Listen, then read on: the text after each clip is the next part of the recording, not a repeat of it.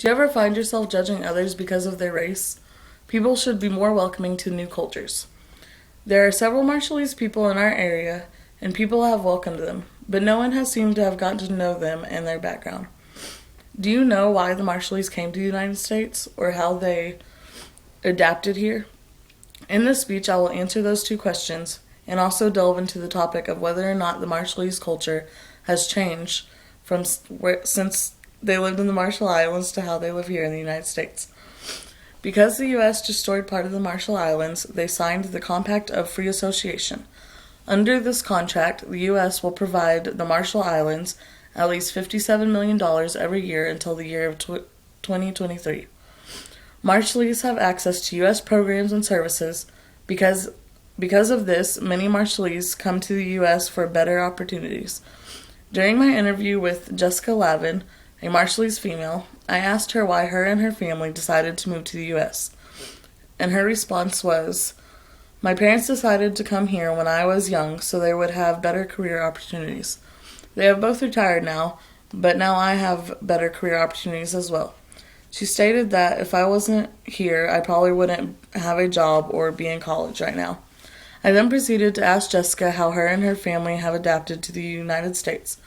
Jessica told me that it wasn't too hard to adapt here because her dad is a minister, and there are several other Marshallese in this area, and most of them often come together for religious services. Jessica also said people were welcoming and friendly at school, so it wasn't hard to adapt to the United States school system. Marshallese also adapted easily because of the job opportunities. Even a menial job such as Tyson opened a door for as many as 4,000 Marshallese.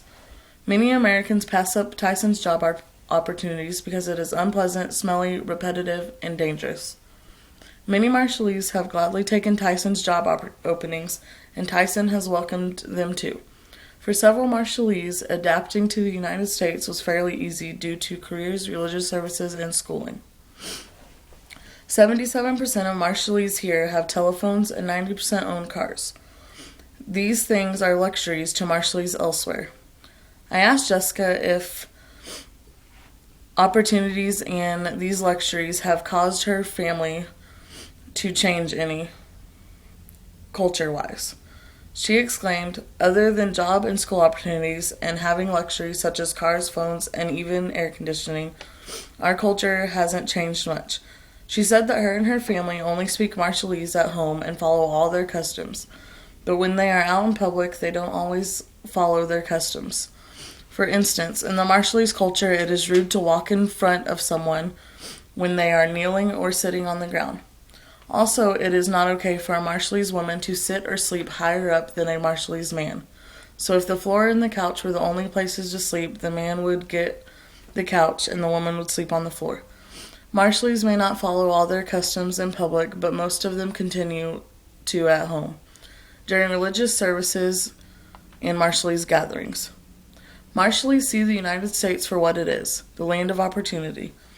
It is our job as U.S. citizens to welcome them and provide them with opportunities. Marshallese have adapted well here and are now a big part of Springdale, Arkansas. The Marshallese came here in peace and live here in peace. They have adapted to the area but still follow their traditions.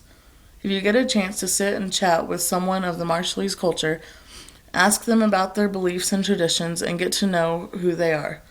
You might find it extremely interesting. I know I did.